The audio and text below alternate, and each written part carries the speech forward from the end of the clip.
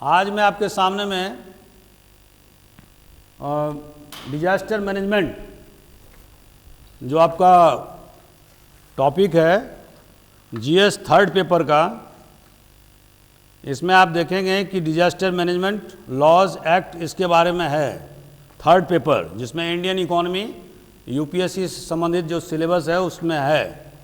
तो मैंने आज सोचा कि आपको इसके बारे में पूरी तरह से डिटेल में व्याख्या प्रस्तुत किया जाए, और अक्सर इससे क्वेश्चंस आते रहते हैं, एमपीपीएससी में भी आते हैं, और ये बहुत ही इम्पॉर्टेंट टॉपिक है। तो डिजास्टर मतलब क्या होता है? आपदा, आपदा प्रबंधन, आपदा प्रबंधन।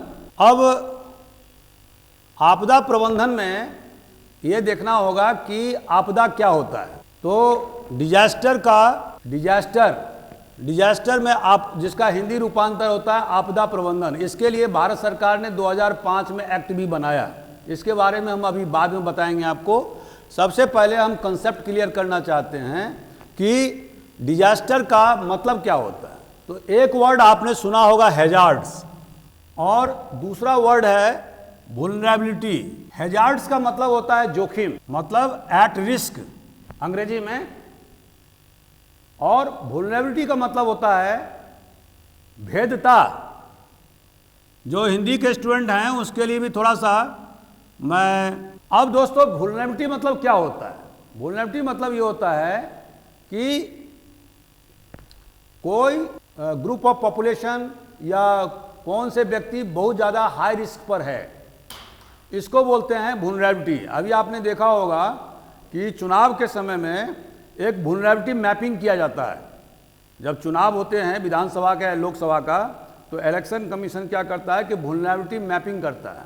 उसका मतलब क्या होता है कि जो समाज के कमज़ोर तबके के लोग हैं, उन तबकों को इस तरह का सुविधा मुहैया कराना जिससे कि वो चुनाव में वोट डाल सकें, क्योंकि वो हाई रिस्क पर हैं। उसका रीज़न 2-3 हो सकता है। एक सोशियो रीजन हो सकता है, दूसरा इकोनॉमिक रीजन हो सकता है, क्योंकि जो डोमिनेंट कास्ट के लोग हैं वो क्या करते हैं कि वहाँ पैसे बांट देते हैं, या चुनाव के एक दिन पहले भिंड वगैरह में उनके मोहल्ले में जाकर के कमज़ोर पक्ष के जो लोग होते हैं वहाँ पर गोली चालन कर देते हैं, बम ब्लास्ट कर देते हैं, ताकि लोग डर करके उस मोहल्ले से भाग जाएं और दूसरे दिन वोट नहीं कर सकें। तो या कुछ लोग पैसे, शराब ये बांट देते हैं। तीसरा, कुछ जो डोमिनेंट क्लास के लोग हैं वो कमज़ोर पक्ष के लोगों को वोट डालने ही नहीं देते हैं। तो इसीलिए चुनाव आयोग क्या करती है कि वुल्नरेबिलिटी मैपिंग करती है, मतलब those people who are at high risk. तो मैं आपको समझाने के लिए बता रहा हूं, हालांकि इससे रिलेशन नहीं है, लेकिन दोनों का माने एक ही है। तो इस कारण से पुलिस उस इलाके में गश्त करती है, वहाँ पर पिकेट लगाती है, वहाँ पर फोर्स लगाती है, चुनाव से 10-15 दिन पहले वहाँ पर वहाँ की गतिविधियों को वॉच करती है, क्योंकि वो सबसे ज़्यादा हाई रिस्क का जोन होता है। इसी तरह से वुल्नरेबिलिटी मतलब कि those persons who are at high risk, those person who are very much exposed to nature और मैन मेड डिजास्टर्स। तो अभी एक कंसेप्ट क्लियर करना जरूरी है। अच्छा, हैजार्ड्स, जब एक्सट्रीम हैजार्ड्स होता है, when there is a extreme hazards, जब बहुत ज़्यादा जोखिम होता है तो उसको बोलते हैं डिजास्टर, मतलब आपदा। अब दोस्तों आपदा का डिफिनीशन क्या होता है? तो जैसा कि आप देखेंगे कि उसका डिफिनीशन ऐसा होता है कि disruption of the functioning of society causing wide spread human material and environmental loss which exceeds the ability of affected society to cope up with using its own resources। ऐसा आपदा जिसमें कि चाहे तो वो मैन मेड आपदा हो सकता है मनुष्य के द्वारा, जिसके बारे में अभी बताएंगे, या प्राकृतिक आपदा हो सकता है। और आपदा का मैग्नीट्यूड मतलब मात्रा इतनी ज़्यादा है कि जान माल का बहुत ज़्यादा नुकसान हो गया है, और इसके बाद जो जिस सोसाइटी को या जिस समाज को वो प्रभावित किया है, वो समाज स्वतः रिकूप करने की क्षमता नहीं रह गई उसमें। मैंने स्वतः वो अपने आप को नॉर्मल स्थिति में आने में असमर्थ है, क्योंकि जानमाल का नुकसान इतना ज़्यादा हो गया है, प्रॉपर्टी का इतना ज़्यादा नुकसान हो गया है, इतना लॉस ऑफ लाइफ हो गया है कि वो समाज स्वतः रिकूप करने की क्षमता खो दिया है। तो ऐसे में अब डिजास्टर मैनेजमेंट की जरूरत होती है, मतलब आपदा प्रबंधन की।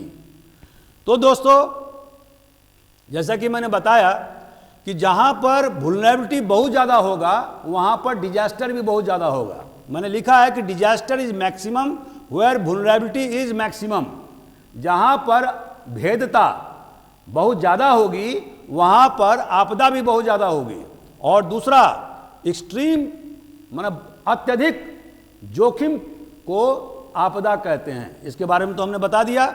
इसके बाद में आप देखेंगे कि जो प्राकृतिक जो आपदा है जिस पर कि हमारा बस नहीं होता है वो कौन कौन से हैं, जैसे भूकंप, अर्थक्वेक, साइक्लोन मतलब तूफान, वॉल्केनिक मतलब ज्वालामुखी का फटना, सुनामी आप लोग जानते ही हैं, समुद्र में जो लहरें निकलती हैं, और फ्लड मतलब बाढ़, ड्रॉट मतलब सूखा, और लैंडस्लाइड मतलब भूस्खलन, और इसके अलावा लाइटनिंग जो आप देखते हैं बिजली चमकना या बिजली गिरना, उसके बारे में बताएंगे। क्लाउड बर्स्ट मतलब बादल का फटना। यह आपने देखा होगा बहुत बार उत्तरांचल या उत्तराखंड और हिमाचल के इलाके में, और जैसे कि करोड़ों अरबों रुपए के संपत्ति की हानि होती है, मनुष्य बहुत सारे लोग मारे जाते हैं, इसके बारे में भी हम बताएंगे। और दूसरा होता है मैन मेड, जिसमें कि मनुष्य ने स्वतः जो है ना आपदा क्रिएट कर दिया है, उसकी आपदा का संरचना कर दिया है, आपदा को अपने पास बुला लिया है। वो कौन कौन सा है, जैसे एक्सप्लोजन, जैसे बम विस्फोट। आजकल बहुत सारे देशों ने बम बना लिया है, अंडरग्राउंड बम का विस्फोट करते रहते हैं, या एक देश दूसरे देश पर आक्रमण करता है, बम गिराता है। जैसे कि आपने देखा होगा कि 1945 में जापान के हिरोशिमा और नागासाकी पर सेकेंड वर्ल्ड वॉर के समय अमेरिका ने क्या किया था, बम गिराया था, जिसके कारण से वहां पर जान माल की अत्यधिक हानि हुई थी। दिस इज कॉल्ड एक्सप्लोजन मतलब विस्फोट। हमारे देश में ही अंडरग्राउंड पोखरण में विस्फोट किया गया था 1974 में, फिर 1998-99 में। तो एक्सप्लोजन। दूसरा, लीकेज ऑफ टॉक्सिक गैस, मैंने गैस बहुत सारे आपने देखा होगा, भोपाल का गैस कांड जिसमें कि हजारों लोग मर गए, 1982 में ये गैस लीक हुआ था। और इसी तरह से चेरनोबिल जो वहाँ पर रूस में है, वहाँ पर भी जो न्यूक्लियर रिएक्टर में विस्फोट हो गया था जिससे कि हजारों लोग मर गए थे। फिर जापान में भी ऐसा ही हुआ। तो जो लीकेज ऑफ टॉक्सिक गैस, जो जहरीली गैस जो निकलती है जो कारखानों से, या उससे भी आपदा मतलब डिजास्टर होता है, और लाखों करोड़ों की संपत्ति की हानि होती है, मनुष्य मारे जाते हैं। और टेररिज्म से आप लोग वाकिफ हैं। तो टेररिज्म जैसे अभी कश्मीर में 20 साल 30 साल से टेररिज्म चल रहा है, और जिसमें कि टेररिस्ट ग्रुप करोड़ों रुपए की संपत्ति का बर्बाद कर दिया, हजारों लोग मारे गए हैं, और बहुत सारे पुलिस वाले मारे गए हैं, बहुत सारे टेररिस्ट भी मारे गए हैं। तो विश्व के विभिन्न भागों में ये टेररिस्ट अटैक होते रहते हैं।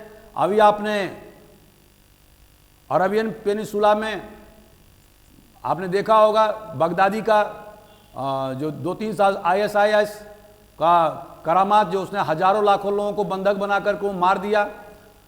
और एपिडेमिक महामारी, अभी तो हमारे देश में महामारी को बहुत हद तक नियंत्रित किया जा चुका है, लेकिन अगर आप देखते हैं कि कॉलरा या डेंगू से भी बहुत सारे लोग मर जाते हैं।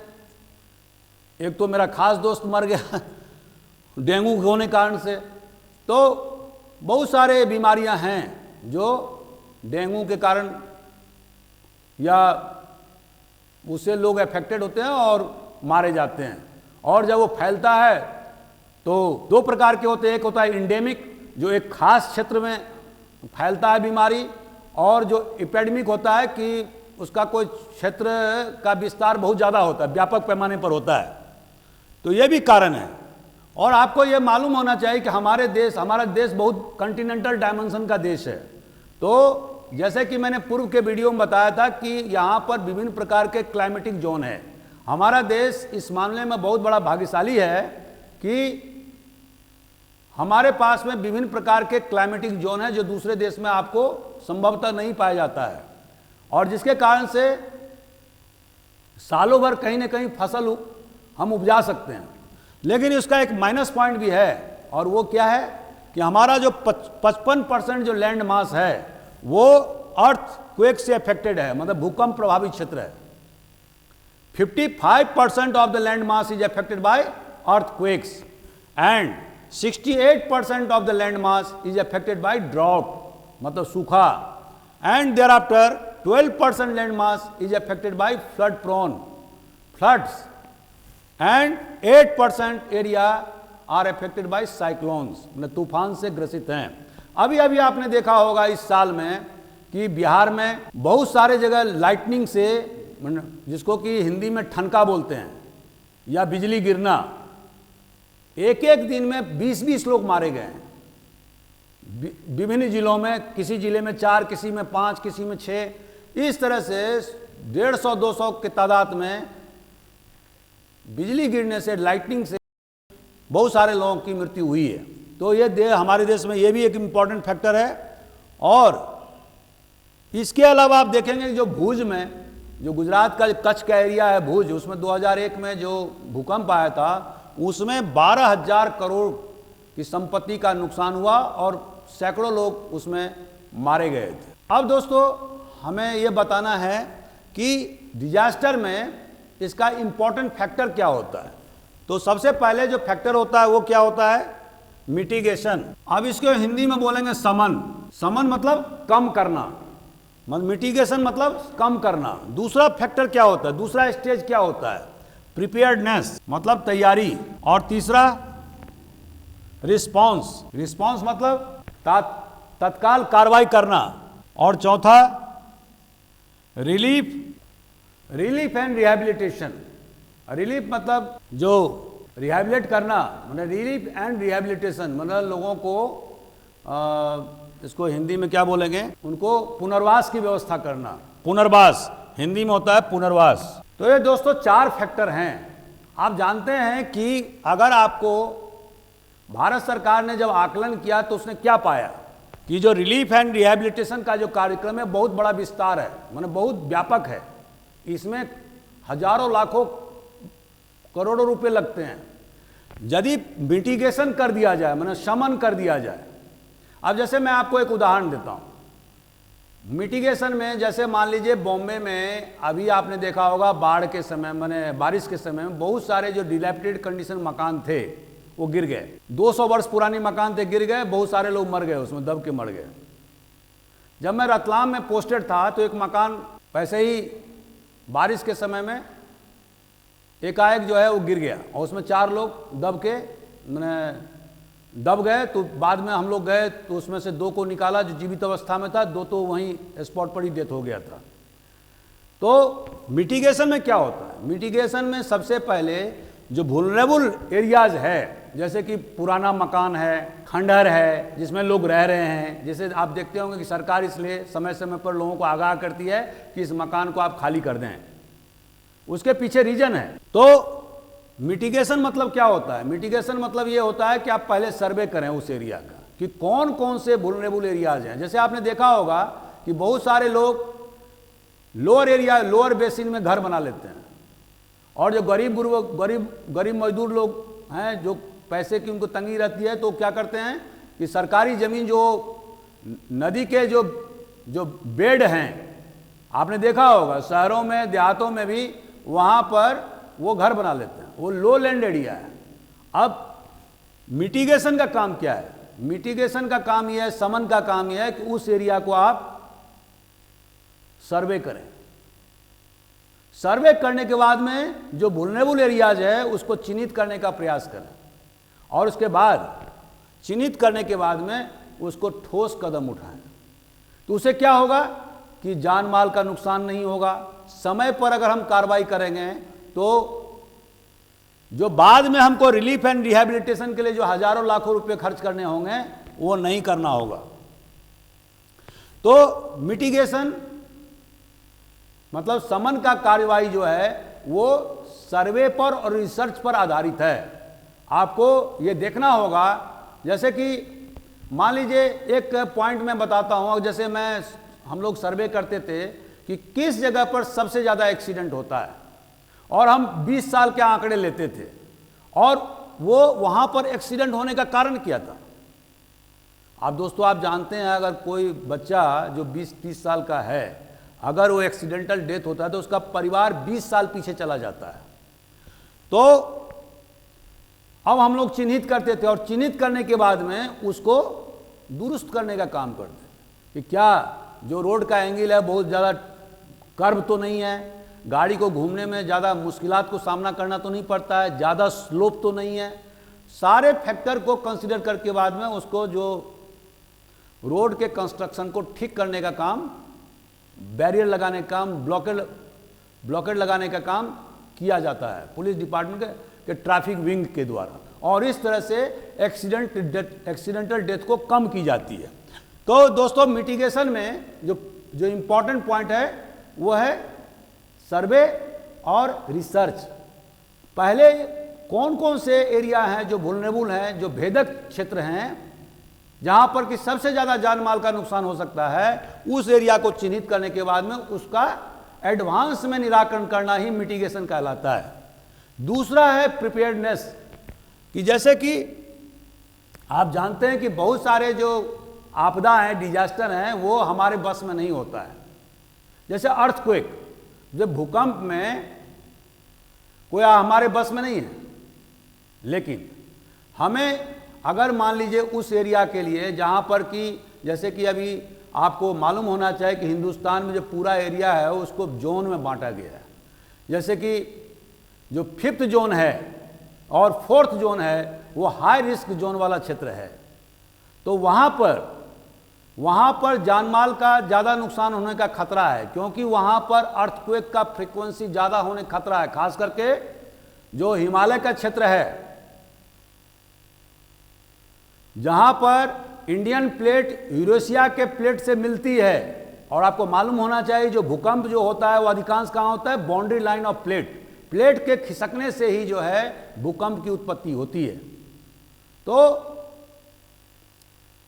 आपको ये भी मालूम है कि हिमालय जो है ना अभी पूरी तरह से फॉर्म में नहीं आई है, पूरी तरह से फुल्ली डेवलप नहीं हुई है। हर साल वो 5 सेंटीमीटर जो है ईस्ट साइड में, नॉर्थ ईस्ट साइड में जो है ना बढ़ रही है, आगे खिसक रही है।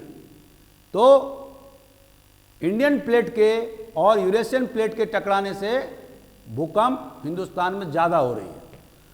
खैर, तो हमारे देश में जो 5 जोन में बांटे गए हैं उसमें सबसे ज़्यादा जो पहला जोन है वो कर्नाटक और तमिलनाडु का जो बीच का सेंटर है, अपलैंड एरिया, उसको सबसे ज़्यादा सुरक्षित जगह कहते हैं। लेकिन अभी आपने देखा होगा लातूर में 1993 में वो उसी का एक्सटेंशन है, लेकिन वहाँ भूकंप हो गया। कोयना में भूकंप हुआ पहले 60 के दशक में, 67 में। तो आप ये कह नहीं सकते कि कहाँ पर भूकंप होगा और कहाँ पर नहीं होगा, लेकिन जो एक असेसमेंट है, जैसे जबलपुर में भूकंप हुआ और लोगों ने बताया कि ये जो रिफ्ट वैली है नर्मदा का, उसके कारण से, उसके संघर्ष होने से, उसमें टकराने से जबलपुर में भूकंप हुआ है। इसके बारे में, भूकंप और वोल्केनो के बारे में हम अलग से क्लास में आपको बताएंगे और डिटेल में उसका ज्योग्राफिकल व्याख्या प्रस्तुत करेंगे, क्योंकि अगर उसी पर हम जाएंगे तो फिर इस टॉपिक को हम कवर नहीं कर पाएंगे। खैर, तो इसके लिए हमको प्रिपेयर्डनेस तैयारी करने की आवश्यकता है। तो भारत सरकार ने ये देखा, जो कि हम तैयारी की बात करेंगे, कि अभी जो एक्ट में जो NDRF मैंने national disaster, NDRF national disaster response force कहते हैं इसको, जो आर्टिकल 44 और 45 में डिजास्टर मैनेजमेंट एक्ट 2005 में व्याख्या प्रस्तुत की गई है, उसके बारे में बताएंगे। तो भारत सरकार ने इसके लिए तैयारी के लिए एनडीआरएफ की स्थापना किया, जो एक डायरेक्टर जनरल के अधीन होता है और जिसमें विभिन्न प्रकार के पुलिस फोर्स, सीआरपीएफ से, सीआईएसएफ से और लोकल पुलिस, ये सारे बहुत सारे पुलिस और मिलिट्री के जवान, ये सारे चीज मिला करके एनडीआरएफ की स्थापना की गई और उनको विभिन्न प्रकार के इक्विपमेंट से लैस किया गया है, लॉजिस्टिक दिए गए हैं। और जब आप देखते हैं कि कहीं भी इस तरह की कोई आपदा आती है तो तत्काल एनडीआरएफ एक्टिव हो जाती है और देश के विभिन्न भागों में, विभिन्न इंपॉर्टेंट हिस्से में एनडीआरएफ की स्थापना की गई है, वहां पर उनके फोर्स मौजूद रहते हैं। तो ये हुआ प्रिपेयर्डनेस का भाग। और तीसरा क्या है? रिस्पांस, तत्काल कार्रवाई करना। और दोस्तों, जैसे मैंने अभी एनडीआरएफ के बारे में बताया, इसी तरह से तत्काल कार्रवाई में, जैसे कि अभी आपको मैं एक उदाहरण देता हूं कि जब मैं रतलाम में पोस्टेड था और मैं कंट्रोल रूम में वहां पर 1 बजे रात में बैठा हुआ था, तो उस समय बारिश, ज़बरदस्त बारिश हो रही थी और हम लोगों ने ये विचार किया था कि हमेशा कंट्रोल रूम में 40 बल में से 20 बल, मैंने 20 पुलिस फोर्स दिन में 12 घंटे का रहेगा और 20 फोर्स रात में 12 घंटे के लिए रहेगा। मतलब कंट्रोल रूम में हमेशा बल उपलब्ध रहेगा। हुआ क्या कि जब भारी बारिश हुई तो वहाँ से 1 किलोमीटर दूर सघन बस्ती में एक डिलैपिटेड, मैंने पुराना जीर्ण शीर्ण मकान, जो 2 मंजिले मकान था, जो 100 वर्ष पुराना मकान था, वो गिर गया और उसमें 4 लोग सोए हुए थे। तो जो नीचे वाले माले में सोए हुए थे उनको तो हम लोगों ने निकाल लिया जीवित अवस्था में।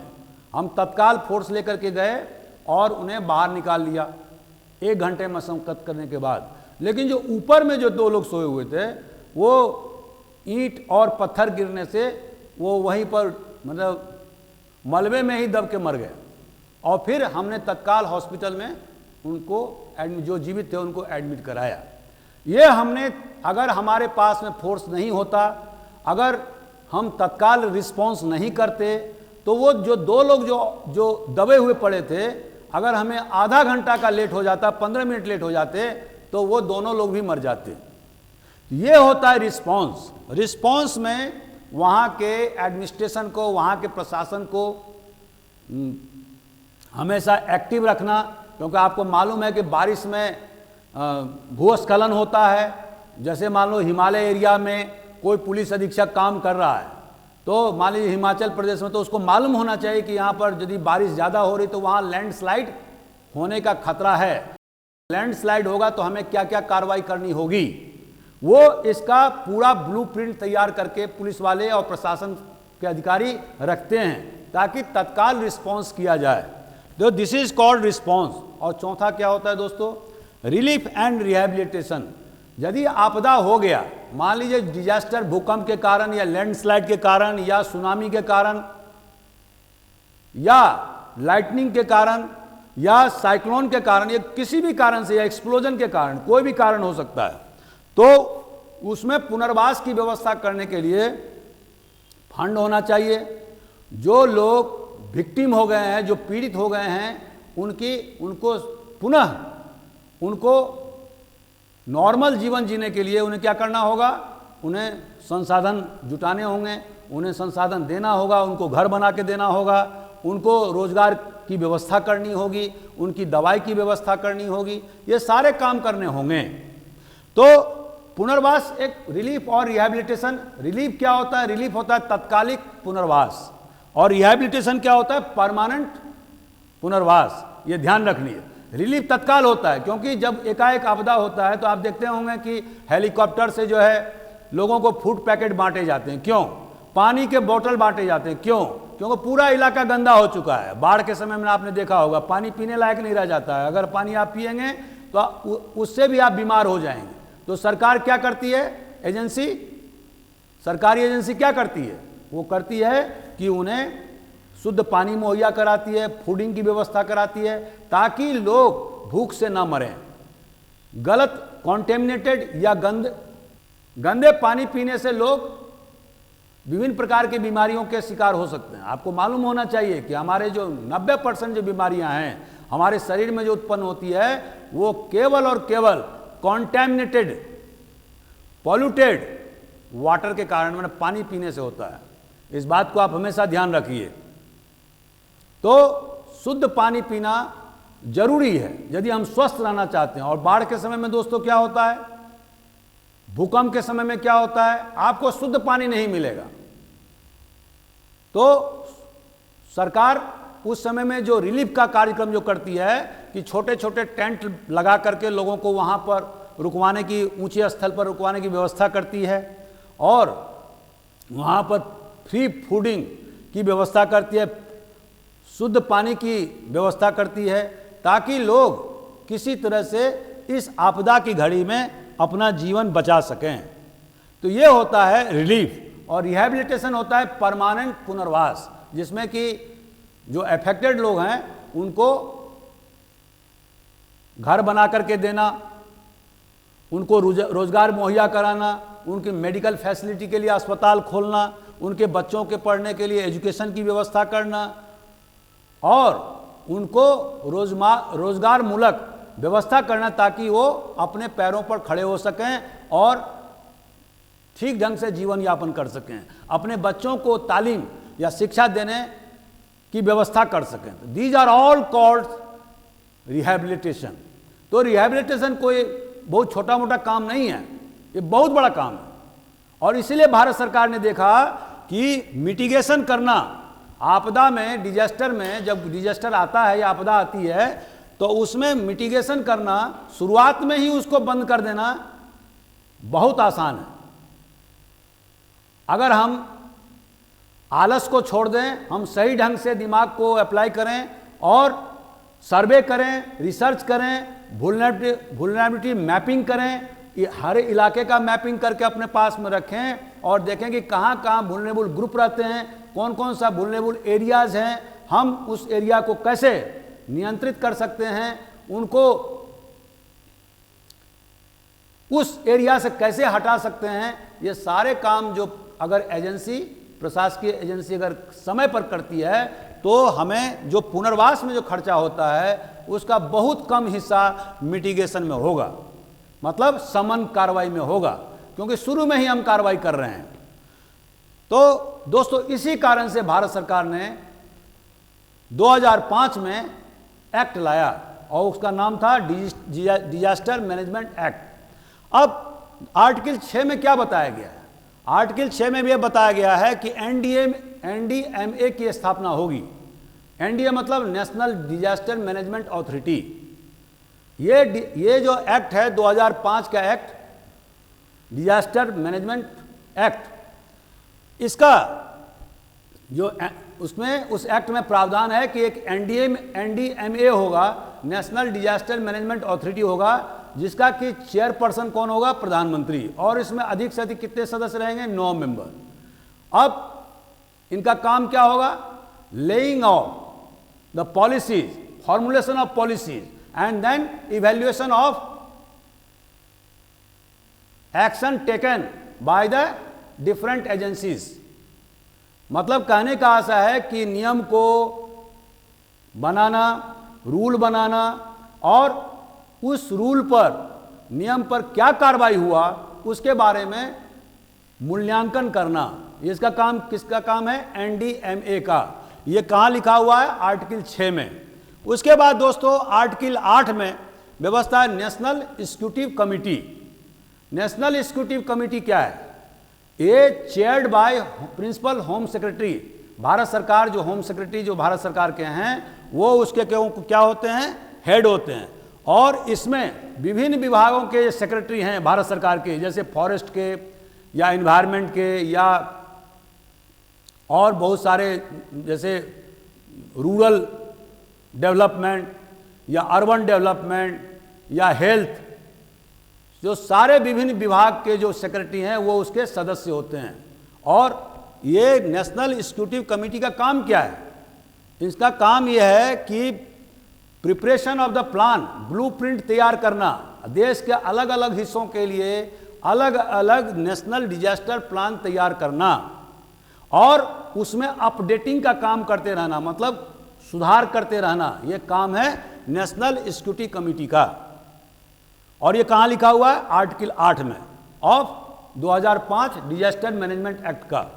तो दोस्तों ये प्लान तैयार करना और उस प्लान को मतलब योजना तैयार करना और उस प्लान को देश के विभिन्न हिस्सों के हिसाब से विभिन्न एजेंसियों के माध्यम से उसका समय समय पर मूल्यांकन भी करना, ये काम है नेशनल सिक्योरिटी कमेटी का। तो ये तो भारत सरकार का कार्रवाई हुआ। अब भारत सरकार ने क्या किया है उसके बारे में हम अभी बताएंगे। उसी तरह से हर एक स्टेट में, जैसे सेक्शन 14 में व्याख्या है कि हर एक स्टेट में स्टेट डिजास्टर मैनेजमेंट अथॉरिटी का निर्माण किया गया है, जो उसका चेयरमैन होता है वो संबंधित स्टेट के मुख्यमंत्री होते हैं और उसमें अधिक से अधिक 8 मेंबर या सदस्य रह सकते हैं। दोस्तों इनका भी काम यही है, जैसे कि केंद्र स्तर पर प्रधानमंत्री का काम है, उसी तरह से स्टेट लेवल पर मुख्यमंत्री का क्या काम है कि पॉलिसी प्लानिंग तैयार करना, फॉर्मुलेशन करना और किए गए कार्यों का सतत मूल्यांकन करना, यह काम है संबंधित चीफ मिनिस्टर का। और इसके अलावा जो आर्टिकल 22 है उसमें जिस तरह से केंद्र में नेशनल सिक्योरिटी कमेटी है, उसी तरह से स्टेट में स्टेट एग्जीक्यूटिव कमेटी होता है, जो चेयरमैन जिसको कौन चेयर करता है, माने कौन हेड होता है?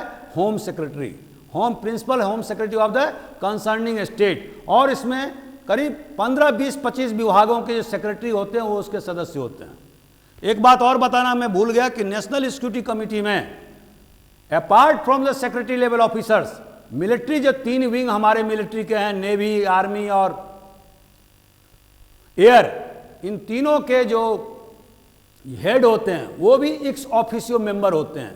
और आपने देखा होगा कि जब डिजास्टर होता है या आपदा होता है तो सेना बढ़ चढ़ कर के सिविलियन के साथ में या एनडीआरएफ के साथ में बढ़ चढ़ के हिस्सा लेती है। और ख़ास करके जम्मू कश्मीर में तो 2-3 साल पहले जो ज़बरदस्त बाढ़ आई थी उसमें उनकी ज़बरदस्त भूमिका थी और हजारों लोगों को उन्होंने जान माल बचाई थी।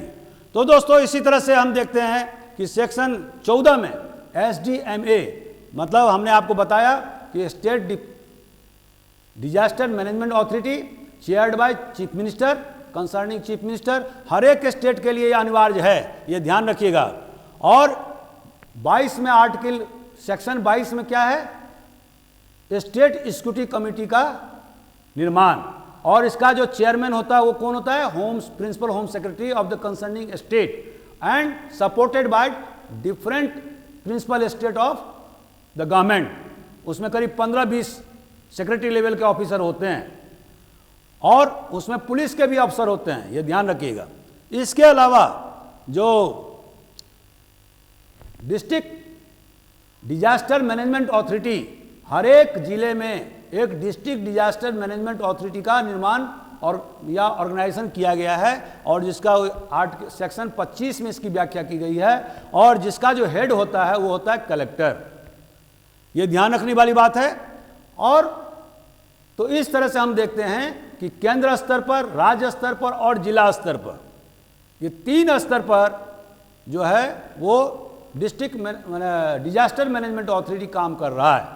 क्योंकि आपको मालूम है कि हमारा देश विभिन्नताओं का देश है। जो एक चीज़ जो अगर मान लीजिए राजस्थान में जो समस्या है, खास करके ड्राउट की समस्या, सूखा का, तो north eastern state Meghalaya, Assam, Nagaland, Arunachal Pradesh, इन सब इलाकों में सबसे बड़ी समस्या क्या है? फ्लड की, माने बाढ़ की बहुत ज़बरदस्त समस्या है।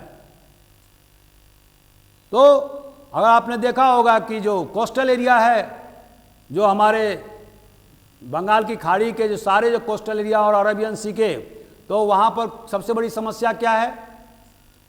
साइक्लोन की। आपको मैंने पूर्व के वीडियो में बताया था कि बे ऑफ बंगाल से साइक्लोन कब होता है और किस तरह से वो हमारे देश के मानसून को प्रभावित करता है। तो हर एक राज्य के अपनी अपनी समस्याएं हैं। अगर अभी जो साइंटिस्टों ने जो पूरे देश में जैसे कि 20वीं शताब्दी में, मैंने पिछले शताब्दी में जो देखा, अनुमान लगाया कि उन्होंने देखा कि 31 बड़े बड़े आपदा डिजास्टर हुए अपने देश में, जिसमें कि 17 जो बड़े आपदा थे वो क्या थे? अर्थक्वेक। तो आप समझ सकते हैं कि किस प्रकार का आपदा से हमारा देश गुजरता है। देश के विभिन्न हिस्सों में हर साल कहीं न कहीं बहुत बड़ी बड़ी आपदा होती है, चाहे वो साइक्लोन की हो, चाहे वो आप जैसे मैंने अभी बिहार की बात बताया कि इस बार बारिश ऋतु में करीब 200 लोग जो है केवल लाइटनिंग से मर गए, केवल बिजली गिरने से मर गए। किसी जिले में 5, किसी में 7, किसी में 10, किसी में 4, 8, और जो आपके नियंत्रण में नहीं है, किसी के नियंत्रण में नहीं है। उसमें यह हो सकता है कि आप प्रिकॉशनरी मेजर अपनाएं, जो मैंने मिटिगेशन कहा कि जब बारिश का समय हो, जब बादल छाया हुआ हो, तो लोगों को यह कहा जाए कि आप अपने घरों से ना निकलें। लेकिन लोग, चूंकि हमारे देश में अधिकतर बहुत सारे लोग जो हैं वो पढ़े लिखे नहीं हैं, अभी भी गांव देहातों में पढ़ने लिखने वाले की संख्या की तादाद कम है।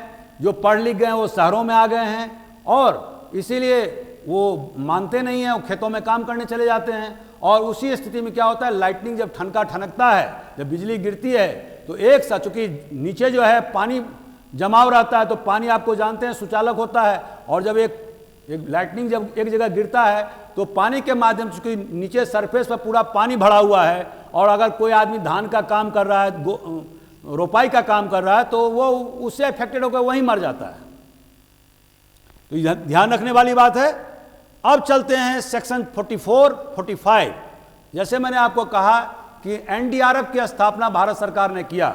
एनडीआरएफ मतलब क्या होता है दोस्तों? National disaster. NDRF response, R मतलब रिस्पॉन्स, फोर्स मतलब बल। अब इसका जो व्याख्या है वो आर्टिकल सेक्शन 44, 45 में किया गया है, और ये भारत सरकार ने जगह जगह पर, मतलब बेंगलोर में, हैदराबाद में, जो जो डिजास्टर अफेक्टेड एरिया हो सकते हैं, वहां पर एनडीआरएफ का जो ब्रांच है वो भारत सरकार ने खड़ा किया हुआ है। और एनडीआरएफ का जो एक हेड होता है वो होता है डायरेक्टर जनरल, जिसको भारत सरकार नियुक्त करती है। और इस एनडीआरएफ में ये विभिन्न बलों से एकत्रित करके एनडीआरएफ का गठन किया गया है। जैसे लोकल पुलिस, जैसे मैंने आपको बताया, सीआरपीएफ के बल, सीआईएसएफ के, बहुत सारे पैरामिलिट्री फोर्स हैं, जैसे आसाम राइफल, आईटीबीपी, बहुत सारे जो पैरामिलिट्री फोर्स हैं, उन फोर्सों से जो अच्छे उनका टेस्ट लिया जाता है, उसके बाद में एनडीआरएफ में उनकी भर्ती की जाती है। उनको चुस्त दुरुस्त और जवान होना जरूरी है, क्योंकि उसमें बहुत हार्ड काम करना होता है। तो एनडीआरएफ का गठन, और उसके साथ में वो गवर्नमेंट ने उनको गाड़ियां मुहैया कराया, विभिन्न प्रकार के साजो सामान दिए हैं, इक्विपमेंट दिए हैं, ताकि जब डिजास्टर हो, जब आपदा हो, तो उस समय में एनडीआरएफ फुल फ्लेज होकर का काम करे, किसी पर निर्भर नहीं रहना पड़े। और एनडीआरएफ इसके अलावा मिलिट्री का भी सहयोग लेती है, यह भी ध्यान रखने वाली बात है। इसी तरह से हर एक स्टेट गवर्नमेंट ने SDRF, state disaster management, state disaster response force का गठन किया हुआ। और हर एक राज्य सरकार ने उन वुल्नरेबल एरिया को, उन भेदक जगहों को चिन्हित किया हुआ है जहां पर कि आपदा आ सकती है, तो वहां पर जो है एसडीआरएफ फोर्स को तैनात किया गया है दोस्तों। तो इसका जो व्याख्या प्रस्तुत किया गया है वो आर्टिकल सेक्शन 44, 45 में किया गया है। इसके अलावा सेक्शन 42 में एनआईडीएम की स्थापना की गई। एनआईडीएम क्या होता है? National institute of disaster management. जैसे दोस्तों आप जानते हैं कि जो डिजास्टर मैनेजमेंट का काम जो है वो बहुत ज़्यादा स्पेशलाइज एजेंसी का काम है। उसमें बहुत ज़्यादा आपको नॉलेज होना चाहिए, आपको स्किल फॉर्मेशन की बहुत ज़रूरत है। एक लेमैन जो है ना डिजास्टर का काम नहीं, मैनेजमेंट का काम नहीं कर सकता, या करेगा तो ठीक ढंग से नहीं कर सकता है। तो ऐसी स्थिति में भारत सरकार ने और राज्य सरकारों ने एनआईडीएम की स्थापना किया है। जैसे कि नेशनल इंस्टीट्यूट डिजास्टर मैनेजमेंट, यहाँ पर पुलिस के अधिकारियों को, अग्निशमन के अधिकारियों को, होमगार्ड के जवानों को, सिविल सेवा के अधिकारियों को और विभिन्न एजेंसियों के कर्मचारियों अधिकारियों को ट्रेनिंग दी जाती है।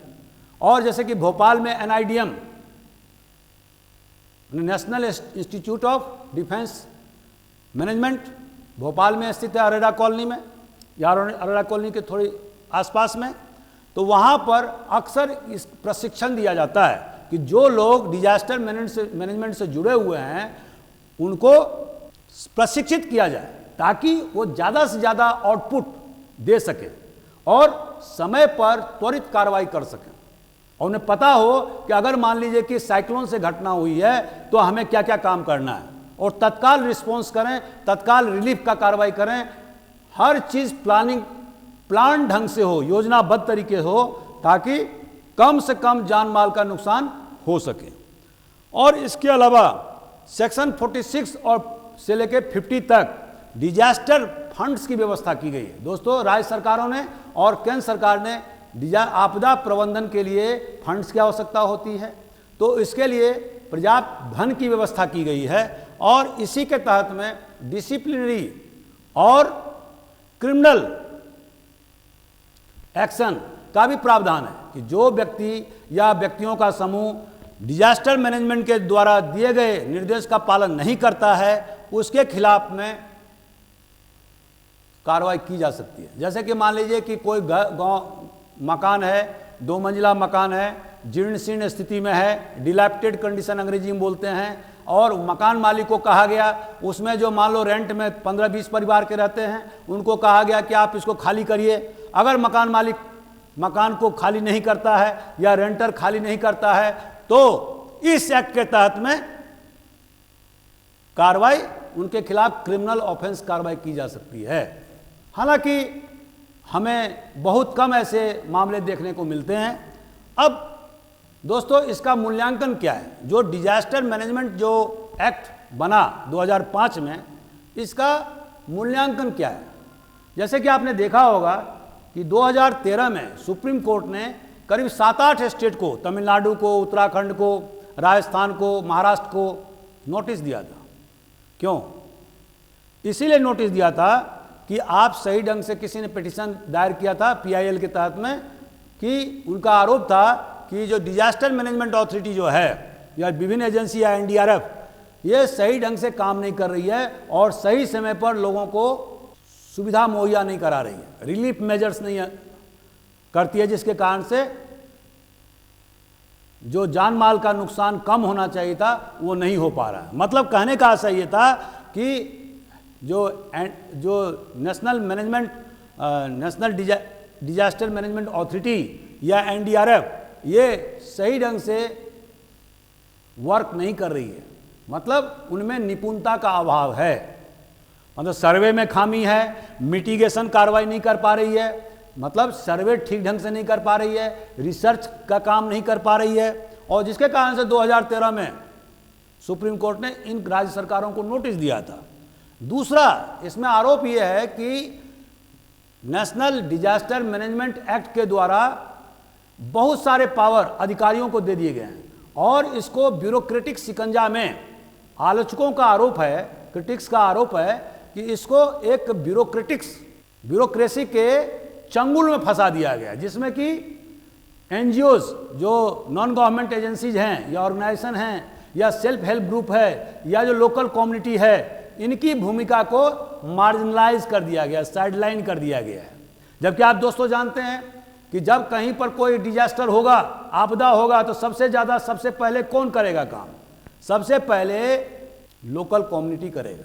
मुझे याद है कि रायपुर में भाटापारा के पास में जब ट्रेन गीतांजलि एक्सप्रेस जब ड्रेल हुआ था, 97-98 की बात है, तो सबसे पहले जो वहाँ के जो लोकल कम्युनिटी थे, जो लोकल विलेज के रहने वाले थे, गांव के लोग थे, वो सबसे पहले आए थे। हालांकि उसमें कुछ एंटी सोशल एलिमेंट हो सकते हैं जो सामान चुराने का, ले भागने का काम करते हैं, लेकिन अधिकांश लोग जो है ना मदद के लिए पानी लेकर के आए, खाना लेकर के आए। लोगों को जो बॉगी एकदम दब गए थे, पिचक गए थे, लोग निकल नहीं पा रहे थे, उसको निकालने का व्यवस्था किया, कटर का व्यवस्था किया। और जब तक सरकारी एजेंसी वहाँ आती, क्योंकि ये घटना सुबह में 4 बजे में हुई थी, भोर में, तो जब तक लोकल एजेंसी एक्टिव होता उससे पहले ही ग्रामीण लोग वहाँ पर पहुँचे और जो पैसेंजर्स थे सबको बारी बारी से उनको उतारा गया और मैं चूंकि कंट्रोल रूम में था तो मैं तत्काल रश किया था और मुझे याद है कि मैं 1 घंटे में वहाँ पहुँचा था और मैंने फिर वहाँ पर पूरा होलसेल सिक्योरिटी का जिम्मा संभाल लिया था और तत्काल मैंने कलेक्टर को फ़ोन किया था कि यहाँ पर जो है ना रेल डिले हो गया है, बहुत बड़ी घटना हो गई है, तत्काल विभिन्न एजेंसियों को आप खबर करें। तो तत्काल जो है ना वहाँ एजेंसी, बहुत सारी एजेंसी पहुँची, बहुत सारे पुलिस वाले भी पहुँचे, लेकिन सबसे पहले मैं पहुँचा था। तो दोस्तों ये उसका आरोप है कि लोकल कम्युनिटी को साइडलाइन कर दिया गया है। और इसके बाद इसमें जो नेशनल डिजास्टर मैनेजमेंट एक्ट है, इसमें बहुत ज़्यादा ढांचागत, जैसे कि अब मैं आपको बताया कि केंद्र लेवल पर एक एजेंसी काम कर रही है, उसके बाद स्टेट लेवल पर, उसके बाद में राज्य जिला स्तर पर, तो इस तरह से इसमें कमांड एंड कंट्रोल बहुत ज़्यादा है। और इस कारण से चूंकि 3 अलग अलग लेवल पर एजेंसियां काम करती हैं, तो उसमें आलोचकों का मत है कि इसमें कोऑर्डिनेशन मतलब समन्वय का भी अभाव रहता है। ये तो एक आरोप है। और तीसरा यह है कि ब्यूरोक्रेसी के पास में बहुत ज़्यादा अधिकार दे दिया गया है। और आप जानते हैं कि ज़्यादा अधिकार देने से क्या होता है, कोई बताने वाली स्थिति नहीं है। तो आलोचकों का कहना यह है कि अधिक जो लोकल कम्युनिटी है, जो एनजीओज हैं, जो सेल्फ हेल्प ग्रुप हैं, उनको भी उसमें बराबर से हिस्सेदारी मिले, बराबर से भागीदारी मिले। ये इस एक्ट को सुनिश्चित करना होगा, तभी यह एक्ट प्रभावी होगा। दूसरा, आलोचकों का यह भी कहना है कि जो फंड जितना होना चाहिए था वो उतना फंड रिलीज नहीं हो पाता, जिसके कारण से धन के अभाव के कारण जो समुचित जो एपरेटस होना चाहिए एनडीआरएफ के पास या एसडीआरएफ के पास में, वो नहीं हो पाता। ठीक है, तो दोस्तों आप समझ गए होंगे इसके बारे में। अब हम चलते हैं कि इम्पॉर्टेंट जो नेचुरल डिजास्टर हैं, जिसके बारे में आपको मालूम होना चाहिए कि जैसे हमारे देश में सबसे ज़्यादा जो आपदा, जैसे मैंने अभी आपको बताया कि 55% जो हमारा देश का भूभाग है वो भूकंप से अफेक्टेड एरिया है।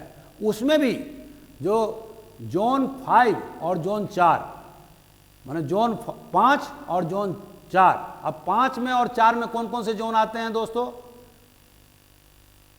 जो आप नॉर्थ ईस्टर्न इलाका जो देखते हैं, उत्तर पूर्वी क्षेत्र, जिसमें कि आसाम, मेघालय, मणिपुर, मिजोरम, नागालैंड, अरुणाचल प्रदेश, सिक्किम, ये सारे जो स्टेट हैं वो पूरी तरह से वुल्नरेबल एरियाज हैं as far as the earthquakes are concern. तो वहाँ पर आपको विशेष रूप से सावधानी बरतने की ज़रूरत है। और जैसे कि आपके पास में तैयारी के लिए वहाँ पर हल्के मकान बनाने की व्यवस्था होनी चाहिए।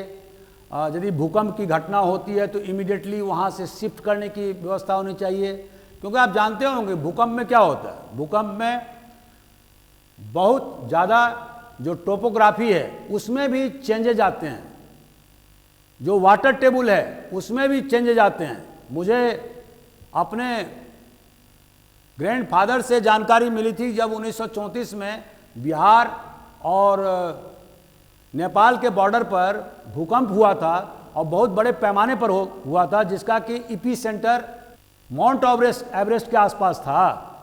तो सबसे ज़्यादा उत्तरी बिहार 1934 के भूकंप में अफेक्टेड हुआ था। और जब भूकंप के बाद में उसमें क्या है कि बार बार शॉक वेव्स आते हैं, मतलब एक भूकंप एक ही बार नहीं होता है, मतलब एक बार तो ज़बरदस्त कंपन होगा और उसके बाद में धीरे धीरे धीरे आप हर 2 घंटे 4 घंटे 6 घंटे पर डिफरेंट प्रकार के आफ्टर शॉक्स आते हैं और वो दिल दहलाने वाले होते हैं। तो उसमें उन्होंने बताया कि 5-7 साल तक तो उपज ही खत्म हो गया, जमीन की उर्वरा शक्ति समाप्त हो। क्यों? कि नीचे की माने जमीन के अंदर की जो बालू थी, रेत थी, वो पूरे जमीनों में भर गया और घास उगने के अलावा कोई फसल हुआ ही नहीं। लोग कर्ज में डूब गए, भूखे मरने लगे। और एक चीज आपने और देखा होगा, भूकंप में क्या होता है, लिक्विफिकेशन, लिक्विफिकेशन है मिट्टी और पानी का मलबा मिश्रित रूप, इसको बोलते हैं लिक्विफिकेशन। और ये बहुत ज़बरदस्त तादाद में एक जगह से दूसरे जगह मूवमेंट में चलती है और ये बहुत ही ज़्यादा विनाशकारी होता है। जो लिक्विफिकेशन जो मिट्टी और पानी का जो मिला हुआ जो रूप है और जो मूवमेंट में चलता है, जिससे कि नदियों के जो बहने के जो उनके रास्ते हैं उसको अवरुद्ध कर देना, बंद कर देना, जो अच्छी मिट्टी है उसको बर्बाद कर देना, क्योंकि ऊपर में आपको ये लिक्विफिकेशन के द्वारा दूसरे प्रकार के परत का निर्माण हो जाना, नीचे से बहुत सारे बालू रेता ऊपर आ जाना और पूरे ज़मीन पर छा जाना। तो इस तरह से ज़मीन की उर्वरा शक्ति पूरी तरह से समाप्त हो जाना, जो वाटर टेबल है वो ख़त्म हो जाना। तो बहुत सारे फैक्टर हैं अर्थक्वेक के। अब जैसे कि चाइना वालों ने क्या किया हुआ, उन्होंने, जो आप दोस्तों जानते हैं, जब भूकंप आता है तो उसके पहले ही बहुत सारे सिम्टम होते हैं। हालांकि हमारे वैज्ञानिकों ने सिस्मोग्राफ इजाद किया हुआ है, जो भूकंप के नापने के तरीके हैं। रिचर स्केल पर मैग्नीट्यूड को नापा जाता है कि कितना एनर्जी रिलीज किया गया है, लेकिन भूकंप कब होगा, कब उसकी टाइमिंग है, आज भी वैज्ञानिक इसमें वो बताने में असफल रहे हैं। लेकिन जो बहुत सारे जो जानवर हैं उनको पहले ही से पता हो जाता है कि भूकंप आने वाली है। जैसे कि डक को ये पता चल जाता है कि भूकंप आने, तो वो पानी में जाती ही नहीं है, वो सेफ जगह में चली जाती है।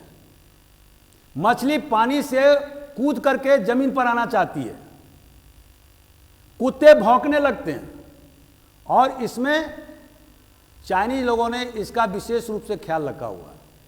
वो जानवरों के बिहेवियर पैटर्न के स्टडी अच्छे ढंग से किए और इसी तरह से इसके कारण से जो 70 के दशक में, 80 के दशक में जो चाइना में जो भूकंप आए, तो पहले ही उन्होंने वार्निंग सिस्टम दे दिया कि भूकंप आने वाला है, जिसके कारण से लोग उस स्थान को छोड़ करके दूसरे स्थान चले गए और इससे जान माल की हानि कम हुई। तो कहने के अर्थ यह है कि बहुत सारे जानवरों में, पक्षियों में एक अलग टाइप का जो है सेंसरी जो है ना, उनके पास में सेंसरी ऑर्गन होता है जो पहले ही भांप लेते हैं कि भूकंप आने वाली है।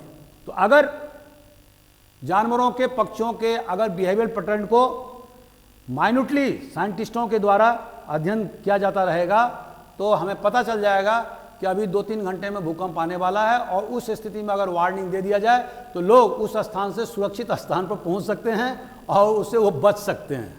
इसी तरह से सुनामी का, अब सुनामी में आपने देखा होगा कि किस तरह से तबाही किया था, जो इंडोनेशिया से में भूकंप हुआ था। जो ज़मीन के नीचे, जो समुद्र के नीचे जो अर्थक्वेक होता है, भूकंप होता है, तो वर्टिकल पानी का जो ऊपर के लेयर जो है उसका वर्टिकल डिप्लीशन होना, खाली हो जाना, एक तरंग उत्पन्न करता है। और वो तरंग बाद में धीरे धीरे क्या होता है, वो किनारे से, जमीन के किनारे से शोर से टकराती है और इसी को बोलते हैं सुनामी। जापान में ये सुनामी बहुत ज़्यादा होता है, प्रशांत महासागर के इलाके में बहुत ज़्यादा होता है, लेकिन विश्व के अन्य हिस्सों में भी सुनामी होता है। तो हमारा जो समुद्री किनारा है, हम तो उसको रोक तो सकते नहीं हैं, लेकिन मिटिगेशन का काम जरूर कर सकते हैं। कैसे? समन का काम कैसे होगा? समुद्र के किनारे, जैसे कि हमारा जो कोस्ट लाइन है वो बहुत बड़ा कोस्ट लाइन है, अरबियन सी के इलाके में भी और बे ऑफ बंगाल के इलाके में भी। तो समुद्र देखा गया है कि जब सुनामी होता है तो समुद्र के जो किनारे में यदि हम अच्छे ढंग से प्लांटेशन किए हुए हैं, ठीक ढंग से अगर फॉरेस्टेशन का काम किया हुआ है, तो उससे जो सुनामी का जो प्रहार है वो कम हो जाता है और जिससे जान माल का नुकसान कम होता है। और यही हमें करना है। तो ये देखा गया कि अभी इंडोनेशिया में जो भूकंप हुआ था समुद्र के नीचे, वहाँ से जो हमारे तमिलनाडु और उड़ीसा के, आंध्र प्रदेश के तटवर्ती इलाकों को अटैक किया था सुनामी ने, उसमें यह देखा गया कि जहाँ जहाँ ज़बरदस्त फॉरेस्टेशन का काम हुआ था, समुद्र के किनारे वन लगाए गए थे, वहाँ पर सुनामी का इफेक्ट बहुत कम हुआ और जानमाल नुकसान होने से बच गया। तो ये करना ज़रूरी है। और इसके अलावा अर्ली वार्निंग सिस्टम के द्वारा नाविकों को जो समुद्र में जो काम करते हैं, मछली मारने का जो पेशा करते हैं, उनको अगर वार्निंग एडवांस में अगर दे दिया जाए तो वहाँ समुद्र से बाहर निकल जाएंगे। और अनेक बार मौसम विभाग ने लोगों को चेतावनी देते रहते हैं कि आप समुद्र में मत जाइए, समुद्र में अभी रहना ठीक नहीं है। तो ऐसे वार्निंग सिस्टम से, और ये क्या है, ये है मिटिगेशन का हिस्सा, मतलब समन का तरीका, जिससे कि मछुआरे अगर समुद्र से बाहर निकल जाएंगे तो अगर मान लीजिए सुनामी होगा भी तो उससे कोई फर्क नहीं पड़ेगा, कोई नुकसान नहीं होगा। और वोल्केनिक इरप्शन, ज्वालामुखी फटने से भी डिजास्टर का निर्माण होता है, मतलब आपदा होती है। जैसे दोस्तों आप जानते हैं डेक्कन ट्रैप, जैसे मैंने आपको ज्योग्राफी में बताया था, डेक्कन ट्रैप का इलाका कौन सा है, महाराष्ट्र और कर्नाटक का एरिया और आंध्र प्रदेश का भी एरिया, जो उसका इंटीरियर हिस्सा है, apart from coastal area of Andhra Pradesh and Tamil Nadu. ये जो पूरा बेल्ट है अप टू नर्मदा वैली, ये पूरा एरिया जो है ना उसको डेक्कन ट्रैप बोलते हैं, जो काली मिट्टी से बनी हुई है। अब अगर इसका जियोलॉजिकल भूगर्भ विश्लेषण किया जाए तो क्या है, वो काली मिट्टी है। और ये काली मिट्टी का निर्माण कैसे हुआ, लावा से हुआ है। और वैज्ञानिकों का कहना है कि करीब 3-4 लाख वर्ष पहले यहाँ पर ज्वालामुखी के कारण से लावा फैल जाने के कारण, सतह पर फैल जाने के कारण से काली मिट्टी का निर्माण हुआ है। तो अभी हमारे देश में वोल्केनो का कहीं भी एक्टिव वोल्केनो नहीं है, केवल अंडमान के क्षेत्र में, अंडमान निकोबार द्वीप समूह में 1-2 वोल्केनो एक्टिव हैं। तो उससे बे ऑफ बंगाल में या बंगाल की खाड़ी में सुनामी होने का खतरा रहता है। खैर अभी तो बहुत दिनों से वो भी ज्वालामुखी नहीं फूटा है, लेकिन संभावना है। इसके अलावा साइक्लोन, अब दोस्तों आप जानते हैं कि हमारे देश में, जो मैंने पूर्व के वीडियो में बताया था आपको, कि बे ऑफ बंगाल मतलब बंगाल की खाड़ी और अरब सागर में अक्सर मई महीने, जनवरी फरवरी के महीने में बे ऑफ बंगाल में, और मई जून जुलाई अगस्त सितंबर महीने में अरब की खाड़ी में आंधी तूफान उठते रहते हैं, और जिसके कारण से जो कोस्टल एरिया है वो बहुत ज़बरदस्त प्रभावित होता है। इसके अतिरिक्त मैंने एक पूर्व वीडियो में बताया था साइक्लोन डिस्टर्बेंसेस, जो रबी फसल में होता है, जो भूमध्य सागर से जो मॉइस्ट लेडन, जो नमी युक्त जो हवा आती है, और उसके कारण से रबी फसल में ज़बरदस्त बारिश होती है, ओला भी पड़ते हैं, स्नोफॉल भी होते हैं। हमेशा, हालांकि अधिकांश समय तो नॉर्मल स्थिति होता है, लेकिन कभी कभी बहुत ज़बरदस्त ओला का प्रहार कहाँ होता है, जब खेत में फसल लगा हुआ होता है और किसानों के हजारों लाखों रुपए के फसल बर्बाद हो जाते हैं ओला वृष्टि होने के कारण। तो ये भी, उसके लिए भारत सरकार ने क्या किया हुआ कि क्रॉप इंश्योरेंस स्कीम निकाला हुआ है, मध्य प्रदेश सरकार ने भी किया हुआ है। और हम लोग जब ये हमने देखा है कि जब इस प्रकार की अतिवृष्टि या ओलावृष्टि होती है तो राज्य सरकारें वहाँ पर सर्वे कराती है, कराने पर नुकसान का आकलन किया जाता है और संबंधित किसान को पैसा की भरपाई की जाती है। ये भी जो है वो आपदा को से बचने के लिए रिलीफ मेजर्स है, तात्कालिक उपाय है, ताकि किसान ऋण के चंगुल में नहीं फंसे, क्योंकि उसने लागत लगा करके अपने फसल उगाई है। अगर फसल बर्बाद हो गया तो क्या होगा कि जहाँ जहाँ से उन्होंने लोन लेकर के खेती किया हुआ है वो लोन सब उसके सर पर चढ़ जाएगा, ब्याज देने होंगे, और बाद में लोन की मात्रा इतनी ज़्यादा हो जाएगी कि वो एक्सट्रीम कदम उठाने से नहीं हिचकेगा। जैसे कि आप विदर्भ के क्षेत्र में पिछले 10-20 साल से देख रहे हैं कि बहुत सारे किसान आत्महत्या करने पर उतारू हो जाते हैं, क्योंकि उनको कोई रास्ता नहीं सूझता है। तो विभिन्न सरकार की एजेंसियां ये कोशिश करती है कि जब डिजास्टर हो या आपदा हो तो वहाँ पर तात्कालिक रिलीफ पहुँचाया जाए और बाद में धीरे धीरे उसको रिहैबिलिट किया जाए, माने पुनर्वास की व्यवस्था भी किया जाए। तो इसी तरह से दोस्तों अभी जैसे 2013-14 में क्या देखा हमने कि कोसी का जो पूर्वी किनार, कोसी नदी जो उत्तर बिहार में नदी बहती है, उसमें दोनों तरफ तटबंध बनाए गए हैं, पूरब में भी और पश्चिम में भी, और पूर्वी तटबंध टूट जाने से क्या हुआ, हजारों एकड़ जमीन बाढ़ के चंगुल में फंस गया। पानी पूरी तरह से सहरसा और पूर्णिया जिले में फैल गया, लोगों का रहना दूभर हो गया और वो पानी निकलने का नाम ही नहीं लेता था। 2-3 साल तक पानी नहीं निकला उस इलाके से, क्योंकि लो लैंड एरिया है। और इसके कारण क्या हुआ, अनेक प्रकार की बीमारियों की उत्पत्ति हो गई, लोगों का रहना मुश्किल हो गया, खेत बंजर हो गया,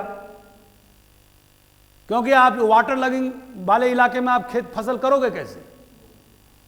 तो इस कारण से जो डैम फेल्योर या बहुत सारे अगर प्रदूषण किसी इलाके में हो जाता है, उस स्थिति में भी जो हम देखते हैं कि आपदा जैसे वाटर में, एयर में और लैंड पर विभिन्न प्रकार के प्रदूषण हैं, इसके बारे में अलग से आपको बताएंगे टॉपिक। और इसी तरह से जो आतंकवाद है, जो मैंने बताया, आतंकवाद में क्या होता है दोस्तों, अभी आप जम्मू कश्मीर में जाकर देखिए, पिछले 30-40 साल से वो जिला माने वो राज्य पूरी तरह से प्रभावित है। सैकड़ों मकान को आतंकवादियों ने क्षतिग्रस्त कर दिया, हजारों सिविलियन को मार दिया, पुलिस वालों पर बराबर वो आक्रमण करते रहते हैं, वो खुद भी मारे जाते हैं। तो ये भी एक आपदा का स्वरूप है। लेकिन जो नेचुरल डिजास्टर जो होता है, जिसमें कि अर्थक्वेक आते हैं या वोल्केनो, लैंडस्लाइड दोस्तों, हिमालय के इलाके में आप देखते होंगे कि हिमालय में बहुत ज़्यादा लैंडस्लाइड होता है। वो क्यों होता है दोस्तों, इसीलिए कि हिमालय अभी भी पूरी तरह से पहाड़ नहीं बन पाई है, अभी भी उसमें ग्रोथ चल रहा है, वो अभी राइजिंग कर रही है। उसके जो चट्टान हैं वो इतने अभी मजबूत नहीं हुए हैं। तो बारिश के समय में जब मान लीजिए क्लाउड ब्रस्ट जो मैंने आपको बताया, जो केदारनाथ में हुआ था 2013 के समय में, जहाँ पर कि पूरा इलाका बह गया था, तो क्लाउड ब्रस्ट जिसको क्या बोलते हैं, बादल फटना, उसमें जब हिमालय के इलाके में होता है तो वो अपने साथ में बहुत सारी मिट्टियाँ भी अपने साथ में स्लोप होने के कारण से लाती है, और जिसके कारण से पूरा एरिया बर्बाद हो जाता है और बहुत बड़े पैमाने पर जान माल का नुकसान होता है। तो दोस्तों आज के मैंने अपने व्याख्यान में कोशिश किया कि आपको डिजास्टर मैनेजमेंट के बारे में बताया जाए। हालांकि ये यूपीएससी के तीसरे पेपर में ये टॉपिक है और ये बहुत महत्वपूर्ण टॉपिक है। अब हम जो अगला जो क्लास होगा ज्योग्राफी का, उसमें हम अर्थक्वेक के बारे में, वोल्केनो के बारे में, जो उसका ज्योग्राफिकल जो फीचर है उसके बारे में डिटेल व्याख्या प्रस्तुत करूंगा। आप उसको जरूर देखिएगा। हमारे जो सहयोगी जो टीचर हैं वो भी पढ़ाएंगे, मैं भी पढ़ाऊंगा, और मैं कोशिश करूंगा कि ज्योग्राफी और इंडियन इकोनॉमी से संबंधित जो सवालात क्वेश्चन पूछे जाते हैं एमपीएससी में या यूपीएससी में, तो आपका कंसेप्ट पूरी तरह से क्लियर होना चाहिए ताकि जवाब आप सही ढंग से लिख सकें। आपको कोई क्वेश्चन हो तो पूछिए। Thank you very much.